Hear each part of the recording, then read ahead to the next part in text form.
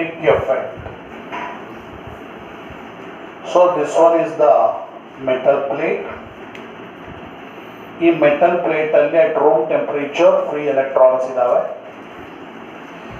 ಯಾವಾಗ particular frequency of light ಅಥವಾ radiation, electromagnetic radiation ಈ ಒಂದು ಮೆಟಲ್ ಪ್ಲೇಟ್ ನಲ್ಲಿ ಇನ್ಸಿಡೆಂಟ್ ಆಗುತ್ತೋ, ಆ ಇನ್ಸಿಡೆಂಟ್ ಲೈಟ್ ಅಲ್ಲಿರೋ ಎನರ್ಜಿಯನ್ನು ಅಬ್ಸರ್ವ್ ಮಾಡ್ಕೊಂಡಿರ್ತಕ್ಕಂಥ ಎಲೆಕ್ಟ್ರಾನ್ಸ್ಗಳು ಈ ಮೆಟಲ್ ಸರ್ಫೇಸ್ ಇಂದ ಎಮಿಟ್ ಆಗ್ತವೆ. ಈ ರೀತಿ ಇಲ್ಲಿರೋ ಎಲೆಕ್ಟ್ರಾನ್ಸ್ಗಳು ಇದಕ್ಕೆ ಬಂದು ಹೊರಗೆ ಬಂದವು. ಇದಕ್ಕೆ ನಾವೆಂತ ಕರಿತೀವಿ? Photo electric effect. Liberation of electrons from the surface of the metal under the influence of particular frequency of light or radiation is called photoelectric effect. The metal which emits the electrons by the light is called photoemitter or nothing but photometal or photoemitter.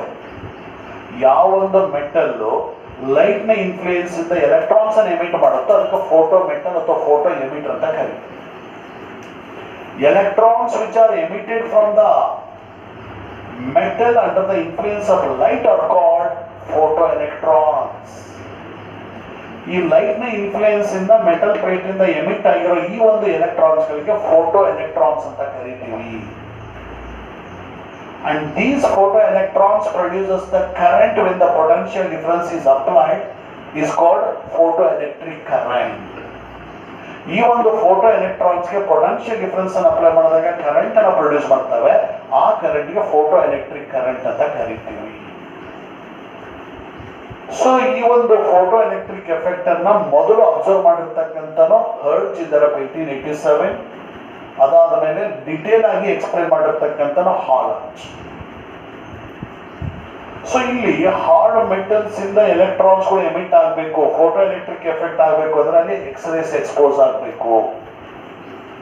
Zinc, magnesium, indium ಈ ಒಂದು metals ಇಂದ photo electric effect ಆಗಬೇಕು ಅಥವಾ electrons emit ಆಗಬೇಕಪ್ಪ ಅಂತಂದ್ರೆ ಅಲ್ಲಿ ultra violet race expose ಆಗಬೇಕು.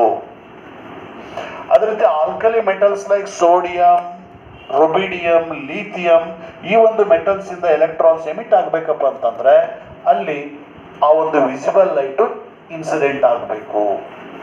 ಅದೇ ರೀತಿ ಸೆಮಿ ಕಂಡಕ್ಟರ್ಸ್ ಲೈಕ್ ಟ್ರಾನ್ಸಿಸ್ಟರ್ಸ್ ಇಂದ ಎಲೆಕ್ಟ್ರಾನ್ಸ್ ಎಮಿಟ್ ಆಗಬೇಕಪ್ಪ ಅಂತಂದ್ರೆ ಅಲ್ಲಿ ಎಕ್ಸ್ರೇಸ್ ಆದ್ರೂ ಈ ಒಂದು ಇನ್ಫ್ರಾರೆಡ್ ರೇಸ್ ಆದ್ರೂ ಸಾಕು.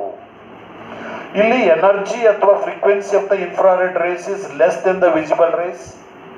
Energy or frequency of the visible rays is less than the ultraviolet rays. Energy or frequency of the X rays is more than the ultraviolet rays. ಅಂದ್ರೆ ಈ ಒಂದು ಹಾರ್ಡ್ ಮೆಟಲ್ಸ್ ಇಂದ ಹೈಯೆಸ್ಟ್ ಎನರ್ಜಿ ಅಥವಾ frequency ಇರ್ತಕ್ಕಂಥ radiation ಬೇಕು. ಅದೇ ರೀತಿ alkali metals ಇಂದ ರೇಡಿಯೇಷನ್ ಎಮಿಟ್ ಆಗಬೇಕಾದ್ರೆ ವಿಸಿಬಲ್ ರೇಸ್ ಬೇಕು, ಇನ್ಫ್ರಾರೆಡ್ ರೇಸ್ ಇಂದ ಬರೋದಿಲ್ಲ, ಬೇಕಾದ್ರೆ ಅಲ್ಟ್ರಾವೈಲೆಟ್ ರೇಸ್ ಇಂದ ಎಮಿಟ್ ಆಗುತ್ತೆ. ಸೊ ಹಾಗಾದ್ರೆ ಇಲ್ಲಿ ಹರ್ಟ್ಜ್ ಅಬ್ಸರ್ವೇಷನ್ ಏನು? ಈ ಒಂದು ಫೋಟೋ ಎಲೆಕ್ಟ್ರಿಕ್ ಎಫೆಕ್ಟ್ ಅನ್ನು ಫಸ್ಟ್ ಅಬ್ಸರ್ವ್ ಮಾಡಿರ್ತಕ್ಕಂಥನು ಹರ್ಟ್ಜ್ ಇನ್ 1887. ಹಾಗಾದ್ರೆ ಇಲ್ಲಿ ಈ ಒಂದು ಮೆಟಲ್ ಇದೆ. Actually he was doing the experiment about the electromagnetic waves.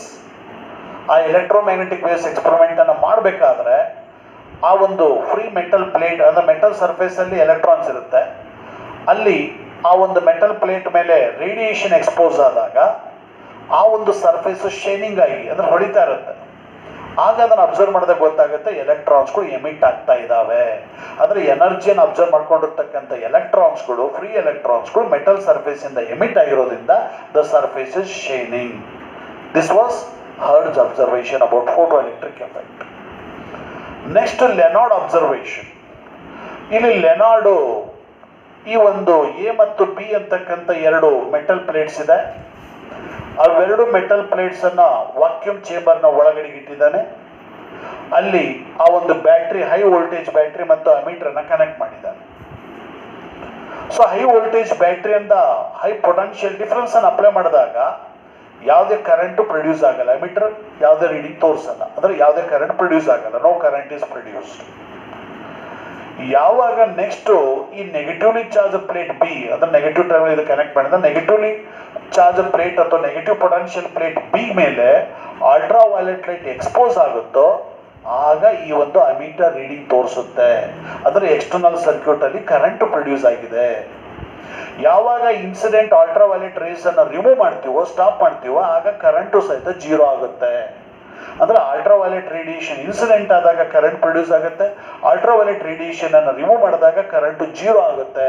ಯಾಕೆ? ಅವಾಗ ಗೊತ್ತಾಗುತ್ತೆ ಈ ಒಂದು ಅಲ್ಟ್ರಾವೈಲೆಟ್ ರೇಡಿಯೇಷನ್ ಇಂದನೇ ಕರೆಂಟ್ ಪ್ರೊಡ್ಯೂಸ್ ಆಗಿದೆ. ಹಾಗಾದ್ರೆ ಯಾಕೆ ಕರೆಂಟ್ ಪ್ರೊಡ್ಯೂಸ್ ಆಗಿದೆ ಅಂತ ಅಬ್ಸರ್ವ್ ಮಾಡಿದಾಗ ಗೊತ್ತಾಗಿದ್ದು, ಈ ಒಂದು negatively charge plate ultraviolet radiation expose ಆದಾಗ ಎಲೆಕ್ಟ್ರಾನ್ಸ್ ಅನ್ನು ಎಮಿಟ್ ಮಾಡಿದೆ. ಈ ಒಂದು emitted electrons are attracted towards the positively charge plate. ಹಾಗಾಗಿ ಎಮಿಟ್ ಆಗಿರೋ ಎಲೆಕ್ಟ್ರಾನ್ಸ್ ಪ್ಲೇಟ್ ಬಿ ಇಂದ ಪ್ಲೇಟ್ ಬಿಗೆ ಮೂವ್ ಆಗಿರೋದ್ರಿಂದ, ಎಮಿಟ್ ಆಗಿ ಇಲ್ಲಿ ಟ್ರಾನ್ಸ್ಫರ್ ಆಗಿರೋದ್ರಿಂದ ಆ ಒಂದು ಎಕ್ಸ್ಟರ್ನಲ್ ಸರ್ಕ್ಯೂಟ್ ಅಲ್ಲಿ ಕರೆಂಟ್ ಪ್ರೊಡ್ಯೂಸ್ ಆಗಿದೆ. ಇದು Lenard observation about photoelectric effect. ಅದೇ ರೀತಿ Hallwachs observation about the photoelectric plate. ಇಲ್ಲಿ ಒಂದು ಪಾಸಿಟಿವ್ಲಿ ಚಾರ್ಜ್ ಜಿಂಕ್ ಪ್ಲೇಟ್ ಇದೆ, ಅದಕ್ಕೆ ಗೋಲ್ಡ್ ಲೀಫ್ ಎಲೆಕ್ಟ್ರೋಸ್ಕೋಪ್ ಅನ್ನ ಕನೆಕ್ಟ್ ಮಾಡಿರ್ತಾನೆ. ಯಾವಾಗ ಅದ್ರ ಮೇಲೆ ಅಲ್ಟ್ರಾವೈಲೆಟ್ ರೇಸ್ ಎಕ್ಸ್ಪೋಸ್ ಆಗುತ್ತೋ ಆಗ ಆ ಜಿಂಕ್ ಪ್ಲೇಟ್ ಅಲ್ಲಿ ಇರ್ತಕ್ಕಂಥ ಪಾಸಿಟಿವ್ ಚಾರ್ಜ್ ಇನ್ನೂ ಜಾಸ್ತಿ ಆಗುತ್ತೆ. ಹಾಗಾದ್ರೆ ಅಲ್ಟ್ರಾವೈಲೆಟ್ ರೇಸ್ ಎಕ್ಸ್ಪೋಸ್ ಮಾಡಿದಾಗ ಮೊದಲು ಇರ್ತಕ್ಕಂಥ ಪಾಸಿಟಿವ್ ಚಾರ್ಜ್ ಅಂತ ಇನ್ನೂ ಜಾಸ್ತಿ ಚಾರ್ಜ್ ಆಗಿ ಮತ್ತೆ ಚಾರ್ಜ್ ಇನ್ನೂ ಇನ್ಕ್ರೀಸ್ ಆಗಿದೆ ಅಂದ್ರೆ ಅರ್ಥ ಏನು? Because of emission of electrons. ಎಲೆಕ್ಟ್ರಾನ್ಸ್ಗಳು ಎಮಿಟ್ ಆಗಿದೆ. By the loss of electrons in the zinc plate ಅಲ್ಲಿ ಪಾಸಿಟಿವ್ ಚಾರ್ಜ್ ಜಾಸ್ತಿ ಆಗಿದೆ. ಇದು ಫಸ್ಟ್ ಅಬ್ಸರ್ವೇಷನ್. ನೆಕ್ಸ್ಟ್ ಇಲ್ಲಿ ನೆಗೆಟಿವ್ಲಿ ಚಾರ್ಜ್ ಜಿಂಕ್ ಪ್ಲೇಟ್ ಇದೆ. ಆ ನೆಗೆಟಿವ್ಲಿ ಚಾರ್ಜ್ ಜಿಂಕ್ ಪ್ಲೇಟ್ ಮೇಲೆ ಯಾವಾಗ ಅಲ್ಟ್ರಾವೈಲೆಟ್ ಲೈಟ್ ಇನ್ಸಿಡೆಂಟ್ ಆಗುತ್ತೋ, ಎಕ್ಸ್ಪೋಸ್ ಆಗುತ್ತೋ ಈ ಒಂದು ಜಿಂಕ್ ಪ್ಲೇಟು, ಆಗ ಅದರಲ್ಲಿ ಇರ್ತಕ್ಕಂಥ ನೆಗೆಟಿವ್ ಚಾರ್ಜ್ ಮೊದಲಿತ್ತಲ್ಲ ಅದಕ್ಕಂತೂ ಇನ್ನೂ ಕಡಿಮೆ ಆಗುತ್ತೆ. ಹಾಗಾದ್ರೆ ಮೊದಲಿರ್ತಕ್ಕಂಥ ನೆಗೆಟಿವ್ ಚಾರ್ಜ್ಗಂತೂ ಇನ್ನೂ ಕಡಿಮೆ ಆಗಿದೆ ಅಂದ್ರೆ ಅರ್ಥ ಏನು? ಯಾವಾಗ ಅಲ್ಟ್ರಾವೈಲೆಟ್ ರೇಸ್ ಇನ್ಸಿಡೆಂಟ್ ಆಗುತ್ತೋ ಅಲ್ಲಿ ಎಲೆಕ್ಟ್ರಾನ್ಸ್ ಎಮಿಟ್ ಆಗಿದ್ದಾವೆ. ಹಾಗಾದ್ರೆ negatively charge plate by the loss of electrons ಇಂದ ಅಲ್ಲಿ ಅದರ ನೆಗೆಟಿವ್ ಚಾರ್ಜ್ ಇನ್ನೂ ಕಡಿಮೆ ಆಗಿದೆ. ಈ ರೀತಿ ನೆಗೆಟಿವ್ ಚಾರ್ಜ್ ಕಡಿಮೆ ಆಗಿದೆ ಅಂದ್ರೆ ಎಲೆಕ್ಟ್ರಾನ್ಸ್ ಎಮಿಟ್ ಆಗಿದೆ ಅಂತ ಅರ್ಥ. ಅದೇ ರೀತಿ ಇಲ್ಲಿ ನ್ಯೂಟ್ರಲ್ ಜಿಂಕ್ ಪ್ಲೇಟ್ ಇದೆ. ಈ ನ್ಯೂಟ್ರಲ್ ಜಿಂಕ್ ಪ್ಲೇಟ್ ಮೇಲೆ ಯಾವಾಗ ಅಲ್ಟ್ರಾವೈಲೆಟ್ ರೇಸ್ ಎಕ್ಸ್ಪೋಸ್ ಆಗುತ್ತೋ ಆಗ ಇಟ್ ಬಿಕಮ್ಸ್ ಪಾಸಿಟಿವ್ಲಿ ಚಾರ್ಜ್.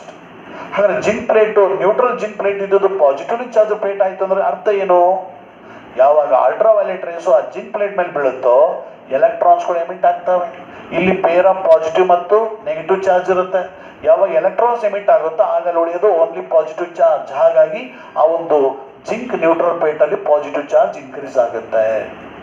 ಈ ರೀತಿ ಆ ಒಂದು neutral positively charge zinc plate ಮೇಲೆ ಅಲ್ಟ್ರಾವೈಲೆಟ್ ರೇಸ್ ಎಕ್ಸ್ಪೋಸ್ ಆದಾಗ ಅಲ್ಲಿ ಪಾಸಿಟಿವ್ ಚಾರ್ಜ್ ಇನ್ಕ್ರೀಸ್ ಆಗಿದೆ ಅಂದ್ರೆ because of emission of electrons. ಹಾಗೇನೆ ನೆಗೆಟಿವ್ಲಿ ಚಾರ್ಜ್ ಜಿಂಕ್ ಪ್ಲೇಟ್ ಮೇಲೆ ಅಲ್ಟ್ರಾವೈಲೆಟ್ ರೇಸ್ ಎಕ್ಸ್ಪೋಸ್ ಆದಾಗ, ಇನ್ಸಿಡೆಂಟ್ ಆದಾಗ ಅದರ ಇನ್ನೂ ನೆಗೆಟಿವ್ ಚಾರ್ಜ್ ಕಡಿಮೆ ಆಗಿದೆ ಅಂತಂದ್ರೆ because due to emission of electrons. ಹಾಗೇನೆ ನ್ಯೂಟ್ರಲ್ ಜಿಂಕ್ ಪ್ಲೇಟ್ ಮೇಲೆ ಅಲ್ಟ್ರಾವೈಲೆಟ್ ಲೈಟ್ ಎಕ್ಸ್ಪೋಸ್ ಆದಾಗ ಅದರ ಪಾಸಿಟಿವ್ ಚಾರ್ಜ್ ಇನ್ಕ್ರೀಸ್ ಆಗಿದೆ ಅಂತಂದ್ರೆ because due to emission of electrons. This is called Hallwachs observation about the photoelectric effect.